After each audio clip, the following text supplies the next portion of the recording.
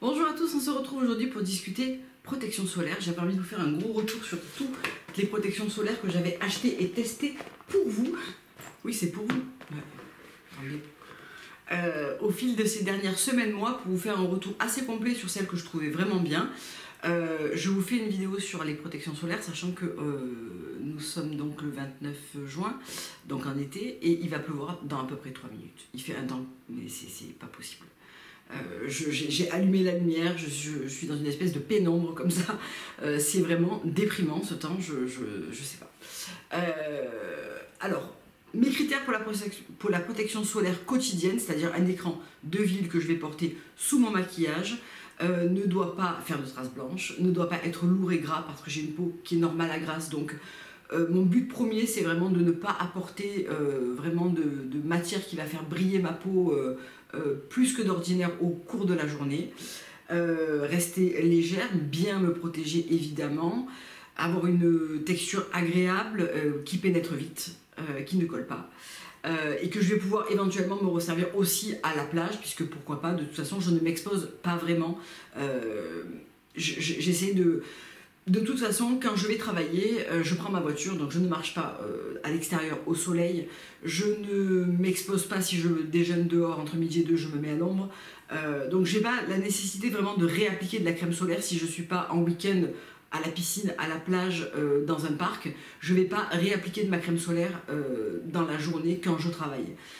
J'emporte à l'année, du 1er janvier au 31 décembre, que je sorte à l'extérieur ou pas. Je ne vais pas refaire tout le truc sur pourquoi on doit utiliser une crème solaire, etc. Je pense que maintenant, c'est vraiment rentré quand même dans les mœurs. Et si vous regardez cette vidéo, c'est que c'est quelque chose que vous faites au quotidien et que vous cherchez peut-être une nouvelle crème solaire plus agréable ou plus adaptée à votre peau ou juste par curiosité. Donc on en a pas mal à dérouler. J'ai essayé d'aller chercher vraiment des crèmes solaires alors qu'on connaît et qu'on entend peu parler et des grands standards type la Skin 1004 qui va vraiment être celle qu'on voit le plus avec probablement la Beauty of Joseon par exemple. La Anua qu'on voit pas mal aussi je trouve, celle-ci. Le style Beauty of Joseon et ensuite tout un panel de crèmes qu'on voit un peu moins. 10 crèmes solaires sur le banc d'essai. Honnêtement, à part une ou deux dont je me sers assez peu, je les aime quasiment toutes pour les mêmes raisons. Donc ça va être un petit peu compliqué de vraiment les différencier parce qu'en fait, en Asie, il y a 2 grands fabricants de crèmes solaires. Après le Purito Gate, où il y avait une crème très populaire en SPF 50 chez Purito, qui s'est avérée être en fait une protection solaire qui protégeait à hauteur de 20 et pas du tout de 50. Donc la plupart des marques ont revu leur laboratoire, leur production, leur R&D et se sont dirigées vers ces 2 grands laboratoires qui fournissent maintenant 90% des marques en crème solaire. Donc on va retrouver de grandes similitudes en fait entre elles, notamment sur la texture, sur le côté très évanescent, voilà. Donc certaines ont rajouté des ingrédients, d'autres ont fait des formules qui sont plus matifiantes, mais globalement on a des crèmes solaires qui se ressemblent beaucoup, moi je trouve. On va commencer par les 2 plus connues, je pense, c'est la Skin 1004 et la Beauty of Joseon. Donc 2 crèmes solaires SPF 50, PA4+, pour les 2 il me semble, oui. On a des crèmes solaires qui se ressemblent énormément. La Skin 1004 est souvent moins chère sur le marché, donc elle se présente avec un flacon pomme que je trouve assez agréable à utiliser. Et la Beauty of Joseon se présente dans un tube plus classique. On a vraiment une crème solaire qui se ressemble beaucoup dans la texture, dans la manière de s'étaler. Alors je pense que la Beauty of Joseon est un petit peu plus, un tout petit peu plus fluide, mais ça se joue vraiment à rien. Les 2 sont à un côté vraiment, je vais même les mélanger pour vous les montrer sur la main. Les 2 ne font aucune trace grasse, ont un côté hydratant, frais léger qui est très agréable. Je comprends pourquoi elles sont vraiment en tête de gondole tout le temps sur les TikTok et sur les comptes qui parlent beaucoup de beauté asiatique. On a vraiment 2 crèmes qui sont très similaires à choper selon les promos, mais honnêtement pour moi j'aurais beaucoup de mal à les différencier si vous me les mettez sur le dos de la main et vous me dites voilà là il y a celle-ci et celle-là, laquelle est laquelle, honnêtement j'en saurais rien. Je trouve qu'elles sont très similaires. J'irai peut-être vers la Skin 1004 qui est en général moins chère, avec un format que je trouve un peu plus pratique parce que là on a un bouchon à dévisser, là on a un flacon pompe. Franchement, celle-ci contient des probiotiques, ouais, peut-être. Je compte jamais en fait sur ma crème solaire pour m'apporter un vrai plus en termes de soins. Ce que je lui demande, c'est d'être légère, de ne pas faire de traces blanches, d'avoir une bonne tenue sur la journée, de bien me protéger, de ne pas me faire briller, ce qui est déjà pas mal, hein, parce que quand on regarde les crèmes solaires qu'on a en France, par exemple, même s'il y a eu beaucoup d'améliorations, et maintenant on trouve des trucs assez sympas, que ce soit chez Caudalie, chez Bioderma, chez Vichy, on trouve quand même des crèmes qui sont beaucoup mieux qu'avant. On n'a quand même pas, la plupart du temps, on n'a quand même pas cette légèreté. La Roche-Posay, peut-être, fait le fluide UV Immune 400 est quand même relativement léger, et moi je le prends pour mon fils dans la gamme pédiatrique et je trouve qu'il est vraiment très bien. Mais voilà, et on a un toucher satiné doux. C'est pas celles qui me font le moins briller en revanche. Je vais y venir au fil des produits. Ensuite, j'aime beaucoup celle-ci. J'avais vraiment envie de l'essayer parce que je la voyais assez souvent revenir sur les TikTok des américaines. C'est la UVD Protect and Care de chez Nivea Japan. Donc nous, on n'a pas du tout cette version-là Nivea chez nous. Donc elle est, je trouve qu'elle est très fluide. Toujours pareil. En réalité, elle c'est probablement celle qui se transforme presque en eau et qui disparaît le plus vite. Elle a un côté beaucoup plus évanescent, presque mat sur la peau. C'est ce qui fait que très souvent je me dirige vers celle-ci parce que je trouve qu'elle a un côté très léger, très aqueux. On m'a demandé s'il y avait des silicones ou de l'alcool. Non, il n'y en a pas dans la composition, en tout cas de ce qu'on peut voir sur YesStyle. Tous ces produits viennent de chez YesStyle pour moi. Je trouve que c'est celle qui va laisser peut-être le moins de résidus avec la Goudal. C'est les deux que j'utilise le plus. Qu'est-ce qu'elle a comme autre spécificité? Rien du tout, 50+, PA++++, donc 4+, comme les deux autres. Je vais vraiment avoir du mal dans cette vidéo à vous différencier réellement certaines crèmes solaires les unes des autres, vraiment. Elle me fait moins briller que les deux précédentes, que la Beauty of Joséon et que la Skin 1004, donc je vais l'utiliser beaucoup plus. Et d'ailleurs, les deux autres, je les utiliserai à la plage, je pense. Mais celle-ci, c'est une des deux que j'utilise le plus au quotidien sous mon maquillage. Et c'est celle que j'ai utilisée ce matin. Alors, je me maquille plus vraiment le teint. J'ai fait ma séance de LED ce matin. Je vous ai filmé des petites stories que je vais mettre en ligne un peu plus tard la semaine prochaine. Mais en fait, là, j'ai juste du blush et un peu de bronzer en stick. Mais je n'ai pas de correcteur ou quoi. Donc, je gagne quand même en couche sur la fraîcheur du teint en fin de journée. Ça y joue énormément parce que le fait de ne pas rajouter un produit teint, je trouve que vraiment, c'est beaucoup plus simple au niveau de la brillance, de la lourdeur, etc. Mais voilà, c'est celle que j'utilise ce matin et c'est celle que j'utilise quasiment tous les matins si je n'utilise pas celle-ci.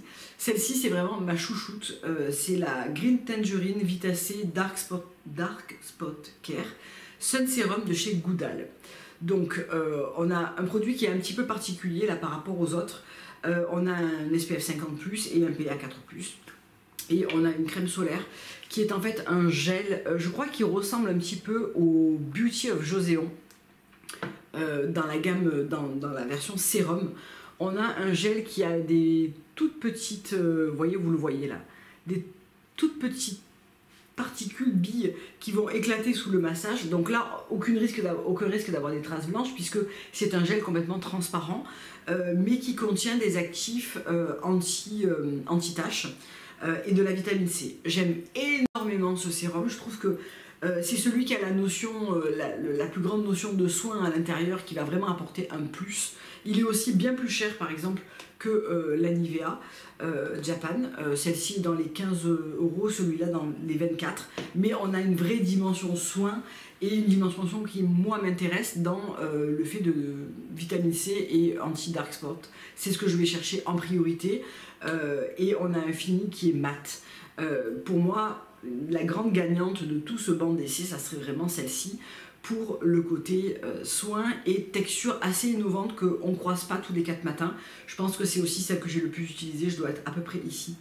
de mon tube, et c'est celle que je recommanderais probablement en premier quand je l'aurai terminée, parce que c'est vraiment celle qui a un côté très agréable à utiliser, un petit peu tenseur, vraiment un produit qui disparaît dans la peau, une notion soin. Pour moi c'est un grand gagnant, le Goudal. Ensuite, dans ceux qui m'ont laissé un petit peu comme ça, je sais pas trop, on a ces trois là. Alors, pas du tout les mêmes textures, et je vais vous expliquer.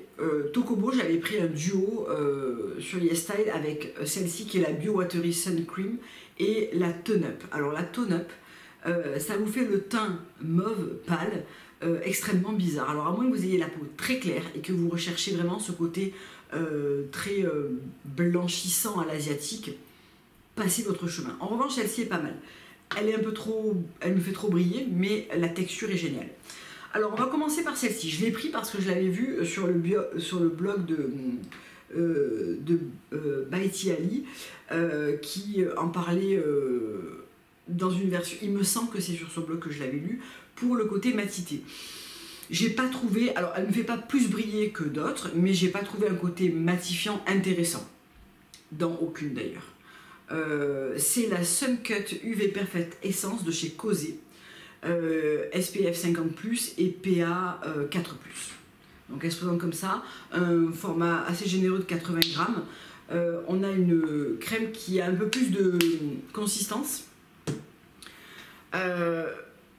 On la sent plus enveloppante, et je pense que c'est une crème que je garderai par exemple pour le ski. Je trouve qu'elle a un côté plus enveloppant, elle ne fait pas du tout de film blanc, elle se masse, on sent qu'elle enrobe bien le visage, et ça me fait toujours penser, cette texture, que ma peau est bien protégée. Or, c'est pas vraiment le cas, mais enfin pas plus le cas qu'une autre en tout cas, mais ça me rassure beaucoup dans le côté, je sens que je mets de la crème qui protège. Elle ne me fait pas plus briller, mais elle est un peu plus lourde, un peu plus épaisse. Pour une raison que j'ignore, je l'utilise assez peu. Là aussi, ça va aller dans le kit de plage familial pour mon mari ou moi, parce qu'en ville, je trouve qu'elle est un petit peu trop épaisse pour moi. En revanche, elle protège bien. Sur le moment, elle ne me fait pas briller. Dans la journée, je trouve qu'elle est un petit peu lourde. Voilà. C'est pas mauvaise si vous avez la peau. Alors, bien sûr, si vous avez la peau normale, sèche, très sèche, il y a des crèmes que moi je trouve trop lourdes que vous allez adorer, hein, c'est évident. Surtout les peaux déshydratées, je pense qu'elles aimeront beaucoup tout ça quoi. La Skin 1004, la Beauty of Joséon, celle-ci, et encore plus la Tokobo pour les peaux déshydratées, parce qu'elle a un côté très hydratant instantané, côté aqueux, très intéressant. Je trouve qu'elle a une petite odeur de plante assez sympa, et là aussi vous voyez, elle disparaît très vite, mais elle laisse un côté très hydratant en eau instantané, que moi j'apporte par le biais de sérum et autre chose avant de mettre ma crème solaire, donc je ne ressens pas le besoin de rajouter une couche d'hydratation, mais celle de chez Tokobo vous plairait beaucoup si vous recherchez ce côté encore plus d'eau, encore plus d'hydratation.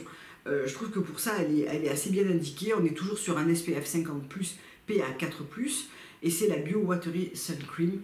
Moi je l'ai en tout petit format, je ne compte pas la racheter en grand, mais elle conviendra vraiment aux peaux déshydratées, celle-ci.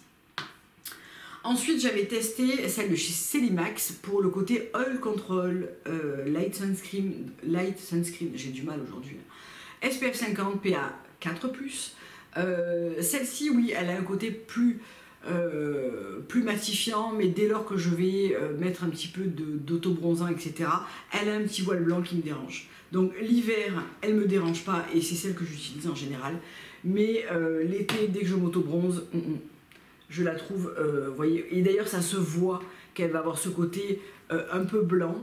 Alors ça va disparaître hein, sous le maquillage, et au bout de quelques minutes, le voile blanc va disparaître, mais dès que je suis auto-bronzée, je vais le voir, et comme je ne mets pas vraiment un produit solaire pour réchauffer ma carnation, un produit de maquillage, pardon, mais on va garder ce petit voile blanc qui me plaît pas. Donc oui, elle va avoir un côté un petit peu oil control sur le moment, et quelques heures après l'application, pas toute la journée, ça sera pas vraiment un très gros oil control. Mais voilà, si vous n'avez pas la peau médium, si vous ne mettez pas d'autobronzant, si vous avez la peau plutôt claire, elle vous plaira, il n'y a pas de problème. Elle est plutôt bien, et moi c'est celle que j'utilise l'hiver et que vraiment j'adore en hiver, parce qu'elle a un côté effectivement un peu plus matifiant.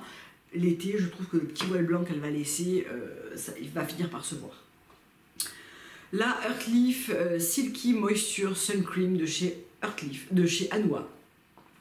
Je l'ai pris également pour le côté matifiant. Je l'avais vu sur la chaîne de Beauty Within qui disait que c'était sa crème solaire favorite, et franchement au printemps je l'ai beaucoup utilisée et je l'ai beaucoup aimée. En été elle est moins légère, mais on est toujours, je précise pas, mais sur un SPF 50+, PA 4+. Là maintenant je préfère la Nivea Japan ou la Goudal. Elle a un petit côté un petit peu matifiant. Là encore j'aurais du mal, par exemple celle-ci, à la différencier de la Cosé. Je trouve que c'est assez similaire, un poil plus léger, mais ça reste assez similaire en termes d'effet. Elle est très agréable, elle sera vraiment très bien indiquée sur les peaux sensibles et celles qui veulent un petit peu d'hydratation également, sans avoir un côté trop lourd. Anua, c'est une marque que j'aime bien, qui fait des produits qui sont relativement performants, propulsés par TikTok, très certainement un peu surévalués par TikTok, mais ça reste une bonne marque. Et tout le côté Earthleaf justement a une vraie dimension sur le côté apaisement de la peau qui me déplaît absolument pas. Et si c'est votre cas, vous cherchez une crème pour les peaux sensibles, etc., je pense qu'elle vous plaira beaucoup. On arrive sur une que j'ai beaucoup aimée quand je l'ai découverte et qui finalement, je l'ai réessayée il n'y a pas longtemps pour cette vidéo et au final, je ne l'aime pas. C'est la Soft Finish de chez Missha. Donc chez Missha, on a toute une gamme comme ça qui se présente de la même manière avec des bouchons de couleurs différentes. C'est les Sun Milk, SPF 50, PA 4+, toujours pareil. Un fluide qui, lui, a un côté matifiant, mais qui a aussi un côté tone-up rose pâle mauve qui, sur ma peau auto-bronzée médium, ne me plaît pas du tout. Donc là, on a un vrai fluide extrêmement léger. Donc ça, si c'est quelque chose que vous aimez, que vous recherchez, vous allez adorer ce côté lait très très fluide.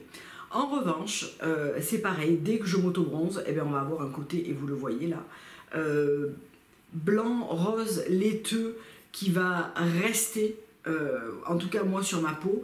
Là, j'ai accumulé des crèmes solaires, donc on a un côté très hydratant en dessous qui fait qu'on ne va pas voir forcément le côté blanc, mais sur une peau juste hydratée, quand on va juste avant de se maquiller, ça se voit énormément sur une peau médium. Je parle même pas d'une peau plus foncée ou noire, ça sera pas du tout possible. Lui aussi, ok en hiver, surtout pour le côté extrêmement léger. Peut-être à choisir dans une autre gamme, peut-être pas la gamme Rose Soft Finish, peut-être dans une autre. On a un côté poudré qui est extrêmement intéressant et très flatteur. Voilà, ça va flouter les rides, les pores, etc. Et je l'avais beaucoup aimé pour ça. En revanche, quand on arrive sur la saison estivale et que j'ai un petit voile d'autobronzant, ça ne va pas. Ça, le petit côté blanc rosé ressort, donc je vais la garder pour l'hiver. C'est dommage parce que vraiment, en texture, c'est vraiment ce qui me plaît le plus, ce côté extrêmement évanescent, un peu poudré, super agréable. Le dernier, et pas des moindres, et ça c'est mon petit copain au quotidien, c'est le stick matte, le Matte Sun Stick Mugwort plus Camellia de chez Beauty of Joséon. Et en fait, lui, c'est ma base de teint. Je ne l'utilise pas du tout en protection intégrale parce qu'en fait, pour avoir une vraie protection, il faudrait en appliquer vraiment 3-4 passages. Je trouve que ça surcharge beaucoup. D'ailleurs, je l'ai beaucoup utilisé, vous voyez. Je l'utilise en finition. Donc, ce que je fais, c'est que j'utilise, on va prendre Nivea Japan. La bonne dose visage et cou, je pense que c'est quelque chose que vous savez, mais je vous remontre. On a vraiment besoin de ça en termes d'équivalent pour le visage et pour le cou, pour être bien protégé. Ça, c'est ce qui est vraiment recommandé pour avoir une protection total. Donc moi ce que je fais c'est que je dose, maintenant je sais à peu près combien ça fait dans ma main et sur mon visage, mais je dose, voilà, 2 grands doigts, et on fait pas des traits tout fins, hein. On fait des traits quoi, un peu épais. Ça c'est ce qui correspond à l'application visage et cou, le début du décolleté. Pour une fois j'ai prévu une boîte de mouchoirs, pour une fois. Et ensuite, donc je laisse pénétrer, je vais boire mon café, tout ça. Et puis au moment de me maquiller, je vais prendre mon stick et je vais l'appliquer partout sur mon visage, juste un passage et le cou. Et lui, il va m'apporter de la matité, une extra protection, auquel je dis jamais non. Et surtout, il va me flouter les traits, les pores, les rides, m'apporter de la matité, m'apporter un teint absolument parfait. Donc en réalité, n'importe quelle crème solaire qui me ferait un peu briller serait complètement rééquilibré par ce stick, parce qu'il a un vrai côté matifiant, il n'a pas du tout un côté blanc, il a un côté vraiment flouteur qui est extrêmement agréable. Et alors lui, c'est vraiment quelque chose dont je ne pourrais absolument pas me passer. Vous voyez, hop, c'est vraiment mat.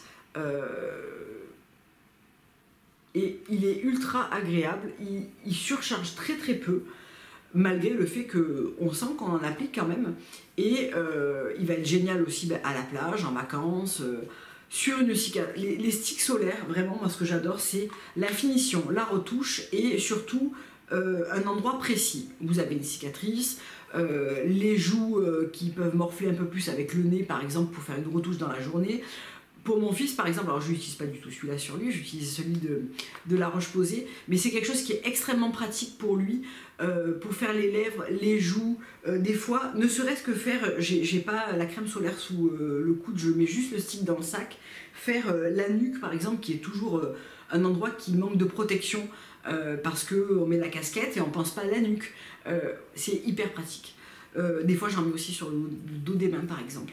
Le stick, c'est vraiment ma découverte 2024, c'est vraiment le stick solaire pour toute la famille, mais aussi pour moi en base de maquillage. Et ça, c'est un article, une catégorie d'SPF que je vais continuer d'explorer dans d'autres marques, parce que vraiment, je trouve que ça a vraiment un intérêt. À l'instar de la brume que je n'aime pas, je trouve que ça fait toujours lourd, brillant, ça sent énormément l'alcool en général pour garder un côté très évanescent. J'aime pas ça, vraiment, je suis pas fan de la brume qu'on rajoute par-dessus son maquillage et tout. Je trouve que ça finit toujours par faire un truc pas terrible, alors que le stick, ben, finalement, alors sur mon maquillage, j'ai pas essayé, mais sur une peau nue en retouche ou avant de me maquiller, c'est top, j'adore. Voilà, je sais pas si c'est exactement ce dont vous attendiez pour cette vidéo, si vous pensiez que j'allais rentrer plus dans le détail et trouver chaque différence dans les crèmes solaires, et honnêtement, je pense que c'est pas le cas. Mais j'espère qu'elle vous aura plu, qu'elle vous aura aussi permis de vous décider sur une crème solaire ou sur une marque, et dites-moi laquelle est votre préférée, et si vous avez des sticks aussi à me recommander. Plein de bisous et à très bientôt pour une prochaine vidéo. Bye.